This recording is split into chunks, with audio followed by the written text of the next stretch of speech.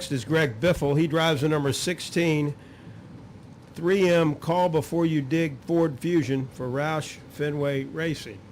And Greg, certainly right now as we sit here this afternoon, you are on the good side of where you want to be as far as inside that chase grid. But I know you'd like to get that win and really solidify that. But just talk about your outlook now as you come in, one race to go before we set the chase grid.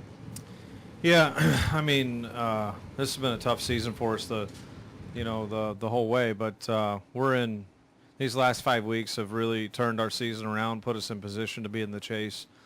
I like the Tony Stewart line about 6 weeks ago. We don't deserve to be in the chase, but I think we proved in the last 5 weeks how far we've come. And, I would love to win this race, but I'd rather win at Chicago or Loudon or Dover and already be in the chase and accumulate wins towards the championship. But we have to get in the chase first, and that's not going to be easy either. There's a lot of fast cars that we're going to have to beat. And, it's pretty simple mathematics for us. I mean, we've got a good car, probably the best car I've had in, I'm going to say, last 2 or 3 years here, which is a great confidence builder for us. But, we need to run. We need to have a good, solid night. And I think we're capable of that. If we can win here, certainly we're gonna try and win. But more importantly, we got to get in the chase, and I think it's going to be up to the other guys to have to beat us, so to speak, and that's going to be a winner race because we feel like we can run. We have to be 23rd or better, or 22nd if about half a dozen or so of those cars don't win. So we know what we have to do, and we got a good car so far, and just keep our head up and pay attention and have a good night. All right, Greg, we've got several questions in the queue. Ben is in the corner, then Tom, then Mark, then Kyle. Greg, Ben White with Lexington Dispatch. I've asked several drivers the same question today, and basically, can you just tell me how the new qualifying and the new chase format has changed the competition for your team in 2014? How has it changed? Well, I'll be honest with you. Probably the the aero rules and the ride-out rules have changed our whole organization way more than we ever fathomed it would. As far as the qualifying and the chase format, it really hasn't changed the way we race or what we've done a lot. The qualifying's definitely been interesting, and it's been quite exciting, and I like the new qualifying format. In fact, I like the new chase format for that matter, but it hasn't really changed a lot for us. This was one of the toughest years we've had in a long time as far as competition goes, so we're happy the last 5 weeks to get it turned around. And we just look forward to, we know we're 10th in points on the regular points. I don't know if that matters anymore, but we're 10th in points, so we're on that bubble if under the old format, So we're right there, but we feel like we're definitely getting better. And let's go to Tom in the corner. Raise your hand, Tom. Far right corner. Tom, Mark, and Kyle. Hey, Greg. Tom Jensen, Fox Sports. How different are the tires this time around, and how different is your setup and your package to account for the different tires? We haven't seen a whole lot of difference in the way the tire drives. It seems to be pretty consistent. It has pretty good grip, taking off when it was hot and slick in the middle of the day here. It wasn't very good, pretty low grip. But as it cools off, and we race here at night, so I think it's going to be a good tire.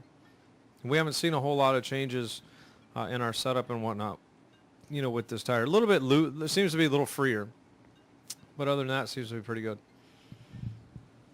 All right, back row, Mark, Kyle, and then Bob Pockris. Mark Garrow, PRN. Greg, how worried are you that you've got a good car, you feel like you can have a solid night, and put that together, and yet some circumstance or whatever leads to a new winner, and you guys have done everything that you thought you needed to do, and all of a sudden something kind of came up there at the end that took you out of it? Yeah, then we don't make it. I mean, we're out. If somebody new wins, then we'll have to try for next year. To Kyle, Bob, and then Marty Smith. Greg Kyle McCurry, Fox 46. This race has brought a lot of excitement, so to speak, over the years. A lot of tempers have flared at the end of the race. I just wonder if you think the new chase format has impacted this race in any way. You know, I wouldn't say so. I mean, it's going to get dicey at the end of it. I mean, maybe after tomorrow night we'll see. But we know it's going to get dicey because you know, as Mark just mentioned, you know, if there's a new winner, then that's going to impact it. And so there's, you know, all those guys, the 1, the 40, you know, 2 and 15, all those guys, 27, they're all going to be trying to, that's their last lunge for life to get in. And so, you know, whether it's stay out, take 2 tires, whatever, get up there, block all they can, you know, run a guy up out of the groove. They're going to do whatever they can to try and win, to get in the chase. So, you know, we know it's going to be, we hope that it's uneventful and, you know, one of the guys that have won already wins it. But I know that it's going to be dicey up front with those guys trying to get their win. Yeah, I mean, you know, the thing about it is we don't need to. I don't know. It's a tough scenario for us to play because, in one aspect, we don't need to win to get in, but in the other aspect, we do need to win to get in if one of those guys wins. So, it's you know, we're certainly going to try and win, but we can't. We've tried to win the first 25 races and haven't been successful yet. So. We're going to try and win. Neither have they.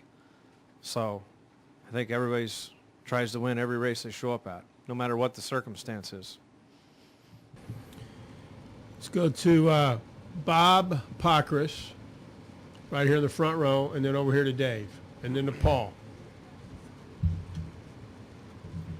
Bob Parker, Sporting News. So you're talking about what the guys will do to win. Is that considered okay? I mean, does the code change for guys who need a win as far as the way you expect them to race and how you would expect yourself to race? Yeah, I mean, I don't know. You still got to answer to your sponsor and your team and all the fans and everything else. If you just start, you know, playing demolition derby, I guess is what you're referring to. You know, just start knocking cars out of the way from 6th all the way up to the lead. I mean, that's probably wouldn't say that's acceptable, but there are people who are going to race hard for the win. We've seen the 18 take out the 88. We've seen, you know, probably not on purpose. We've seen a lot of stuff happen, and those guys are going to be racing hard. And you know, you'll try and do the bump and run or move a guy out of the way, but you know, you still got to keep it within reason. Go to Dave and then Paul. Yeah, Dave Lawrence, Richmond Suburban News. You were out here testing about a month ago, and you know, 2 things. I mean, how similar were the conditions? Because I can't remember now versus when we were testing. Neither can I. And do you think that coming out here to test is giving you an advantage going into tomorrow night? You know, that was a Goodyear tire test, and I don't, you know, it's really tough to get the same track conditions as when there's 43 cars here, because the track rubbers up so fast. You know, when we started out at 9 o'clock this morning until 11:30, the track changed so much. It changed more than it did in the 2 days we were here, or the day we were here doing the tire test. So it definitely it probably helped us be a little more prepared and in the right direction coming here, but I don't think it'll be a determining factor. Paul, go ahead to the left. Paul Woody, Richmond Times-Dispatch. Greg, if you don't mind shifting from talking about tomorrow night for a second and talk about something else, I wondered if you had any thoughts on the establishment of some type of fund to aid retired drivers who are in need of financial or medical assistance. Well, I mean, I certainly think that any retired athlete that, whether I wouldn't even, I think there needs to be some sort of you know, benefits package or a fund or something to that effect for guys that ended up on the less fortunate side of things. I'm in favor of it, you know, because we see a lot of players, you know, all sports end up on hard times at some point. So I think I would be in favor of something to that degree. Man, I'm not a financial guy whatsoever, so I can tell you how to drive a car, but that's probably about it. Any additional questions for Greg? Greg, thank you for coming Thank you. in, and certainly good luck this evening, or excuse me, tomorrow evening.